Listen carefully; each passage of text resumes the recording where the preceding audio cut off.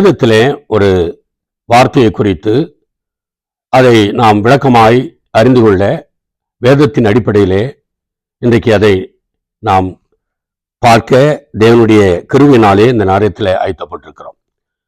அநேக ஜனங்கள் Trinity of God, அதாவது திருத்துவ தேவன் என்கிறதை இன்னும் அநேக மக்கள் அதை சரியாக விளக்கங்களை புரிந்து கொள்ள முடியாதபடி இன்றைக்கும் அதில் ஒரு குழப்பத்திலே இருக்கிறதை நாம் கேள்விப்படுகிறோம்.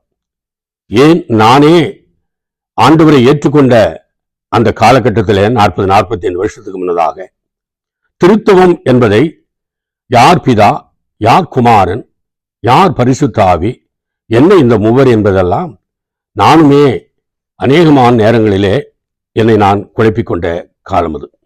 ஆனால் காலம் கடந்து போன பிறகு வேதத்தை வாசிக்க வாசிக்க வாசிக்க வேதத்திலிருந்து விளக்கங்களை பார்க்கும் பொழுது இதான் அந்த திருத்துவம் என்பது என்ன என்பதை நான் புரிந்து கொள்ள முடிகிறது. ஆகினாலே அதை உங்களுக்கு நான் விளக்கப்படுத்தணும். இன்னும் யாரெல்லாம் அதை அறியாதவர்களாக இருக்கிறார்களோ அவளை அதை அறிந்து கொள்ள வேண்டும் என்பதுதான் என்னுடைய வாஞ்சியாய் இருக்கிறது.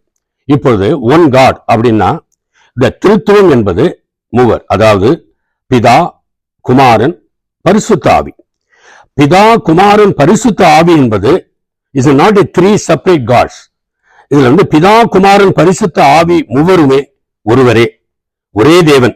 என்னன்னா த சேம் டிவைன் எசன்ஸ் அப்படின்னு அது அதிகமான ஆங்கிலத்திலே போடப்பட்டிருக்கிறது.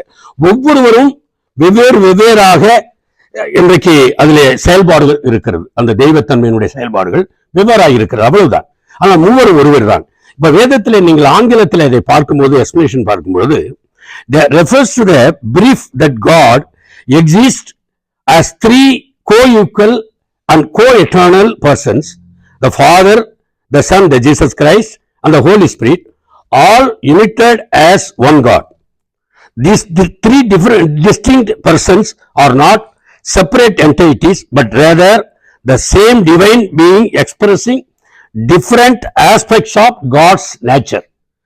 அதுல பார்த்தா the Trinity is a core doctrine of the Christianity. அது ரொம்ப இம்பார்ட்டண்டா இருக்கு.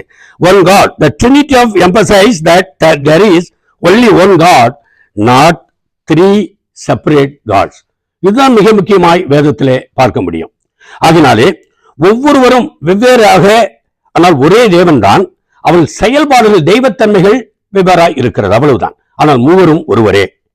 தேவனை அறியாதவர்களுக்கு எப்படி இதை சொல்லி நீங்க விளக்கப்படுத்த முடியும் என்று பார்ப்போமானால், ஒரு மரம் இருக்கிறது, ஒரு மரம் வளர்கிறது, அந்த மரம் வளர்ந்து கிளைகள் வருகிறது, கிளைகளிலே அந்த இலையை தாங்கி கொள்ளுகிற காம்பு வருகிறது.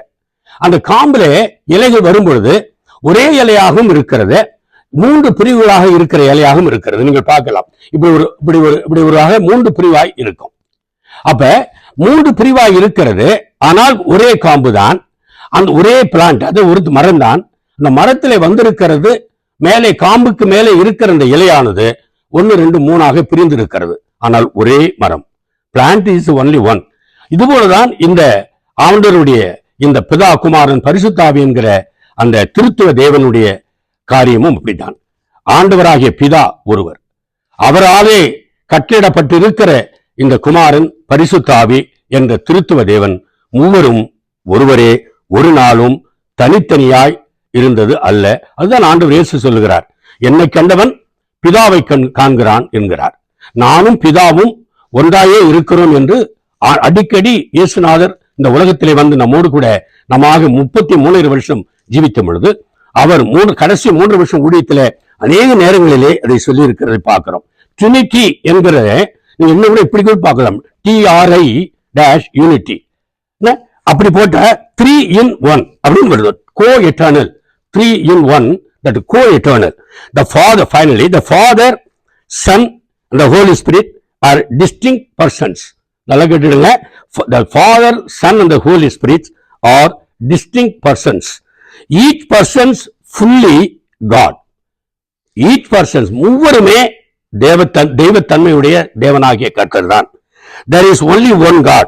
இதுக்கு ரெஃபரன்ஸ் நீங்க எடுக்கணும்னா பிலிப்பியர் அதிகாரம் 1ஆம் அதிகாரம் 2ஆம் வசனம், டைட்டஸ் அதாவது தீத்து 2ஆம் அதிகாரம் 13ஆம் வசனம், அப்போஸ்தலர் 5ஆம் அதிகாரம் 3ஆம் வசனம், 4ஆம் வசனம். இந்த வசனங்களை நீங்கள் எடுத்து வாசித்து பார்ப்பீங்கன்னா அதுல இந்த காரியங்களை தனித்தனியாய் கொடுக்கப்பட்டிருக்கிறத நாம் பார்க்கலாம். ஆகையினாலே திருத்துவ தேவனை குறித்து யாரும் எந்த விதமான குழப்பங்களையும் மனதிலே கொண்டு வர தேவையில்லை. திருத்துவ தேவன் ஒரே தேவன், the destiny of God. God bless you.